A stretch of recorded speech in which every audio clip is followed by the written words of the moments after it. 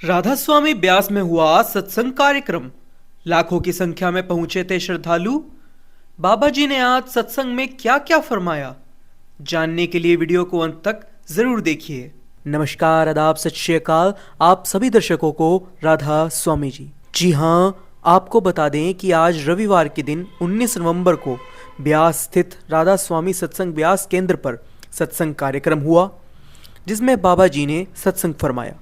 9:25 पर सत्संग पंडाल में पहुंचकर राधा स्वामी सत्संग ब्यास के संत गुरु बाबा गुरिंदर सिंह ढिल्लों जी ने लाखों की संख्या में दर्शनों की प्यास लिए बैठी संगत को दर्शन देकर निहाल किया।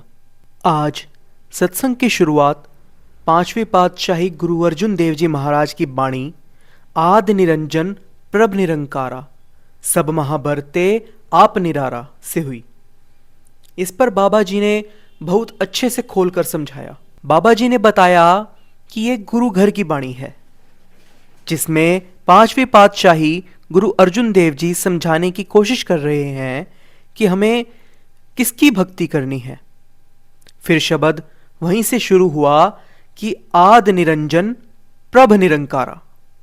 सारे धर्म, सारे मजहब हमें यही समझाते हैं कि परमात्मा एक ही है और हमें उन्हीं की भक्ति करनी है।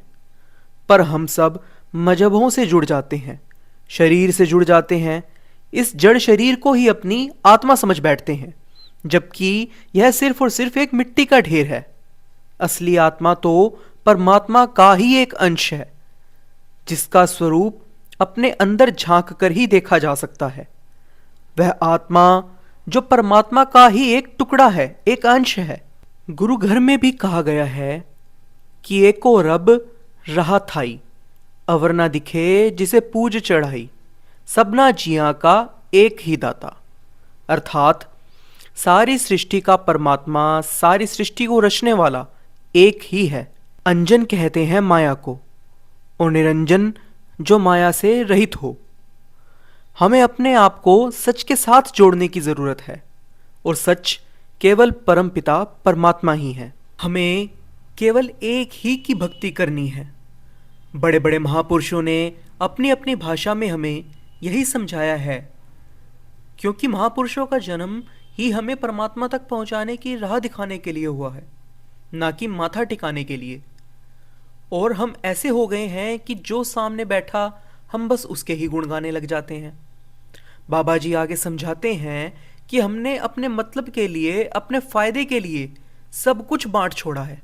सरहदों को, धर्मों को, यहाँ तक कि जिसे बांटा नहीं जा सकता उसे भी बांट छोड़ा, उस परमपिता परमात्मा परमेश्वर को। खुद विचार करो कि कोई धर्म, कोई मजहब है जो कहता है कि 4 या 5 परमात्मा को मानो। सबका सार अगर आप लोग समझो तो हर धर्म हमें बस यही सिखाता है कि परमात्मा एक ही है और हमें उस परम पिता की भक्ति करनी है। यह तो उस समय की मांग को देखते हुए अलग अलग महापुरुषों ने अलग अलग साधन पेश किए थे परमात्मा की भक्ति के लिए। क्योंकि जैसे हर देश में अनेकों लोग अनेकों भाषाएं बोलते हैं, लेकिन हर किसी को अपनी भाषा के सिवा दूसरी भाषा नहीं आती, वैसे ही अध्यात्म को समझने की सोच भी सबकी अलग अलग थी। इसलिए लोगों की इतनी भिन्नताएं देखते हुए परमपिता परमेश्वर की भक्ति के अलग अलग साधन समाज के सामने, समाज के समक्ष प्रस्तुत किए गए।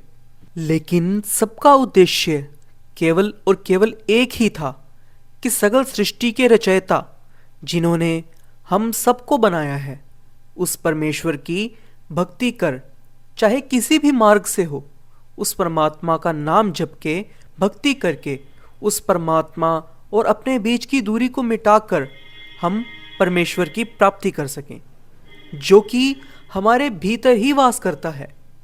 जरूरत है तो बस अज्ञानता का, भेदभाव का और मनुष्य के 6 दुश्मनों काम, क्रोध, लोभ, मोह, मद और मत्सर के पर्दे को हटाकर अपनी विशुद्ध आत्मा को पहचान कर अपने अंदर विराजमान परमात्मा की भक्ति, उन परमेश्वर के दर्शन कर अपनी आत्मा को, जो कि उन परमात्मा का ही अंश है, उसमें विलीन करने की। जानकारी के लिए बता दें कि सत्संग कार्यक्रम में आसपास व उत्तर प्रदेश, दिल्ली, हरियाणा के श्रद्धालु भी बड़ी संख्या में पहुंचे। सत्संग केंद्र में लंगर की भी व्यवस्था की गई, जिसमें सेवादार भाई बहनों ने निस्वार्थ सेवा करते हुए दूर दराज से आए सभी श्रद्धालुओं को बड़े ही प्यार से लंगर प्रसाद ग्रहण करवाया। वहीं सेवादार भाइयों ने अपनी यातायात की व्यवस्थाओं को भी बखूबी निभाया। आज के लिए बस इतना ही। एक बार फिर लौटेंगे नई अपडेट के साथ।